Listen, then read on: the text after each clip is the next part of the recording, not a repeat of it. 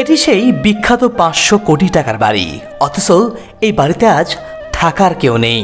একেবারে প্রত্যন্ত গ্রামের মাঝে কয়েক একর জায়গা জুড়ে সাদা মার্বেল পাথরে কারুকাজ করা এই রাজপ্রাসাদটি দেখলে মনে হবে আপনি কোনো রূপকথার দেশে চলে এসেছেন। বগুড়ার শিবগঞ্জের দেউলি গ্রামের ব্যবসায়ী শাকওয়াত হোসেন টুটুলের তৈরি এই বাড়িটি উত্তরবঙ্গের এক অন্যতম বিস্ময় হয়ে দাঁড়িয়েছে। বিদেশের দামি পাথর আর আধুনিক স্থাপত্য শৈলীতে নির্মিত এই বাড়িটির নির্মাণ ব্যয় নাকি 500 কোটি টাকা। তাই তো নজর কাড়া এই বাড়িটির সৌন্দর্য দেখতে প্রতিদিন এখানে হাজারো মানুষের ভিড় জমে। কিন্তু আশ্চর্যের বিষয় হলো এই বিশাল রাজপ্রাসাদের মালিক নাকি এই বাড়িতে একদিনও থাকতে পারেননি। লোকমুখে শোনা যায় পাহাড় সমান ঋণের বোঝা আর আইনি জটিলতায় আজ এই স্বপ্নের অট্টালিকা এক নিঃসঙ্গ কঙ্কাল হয়ে দাঁড়িয়ে আছে।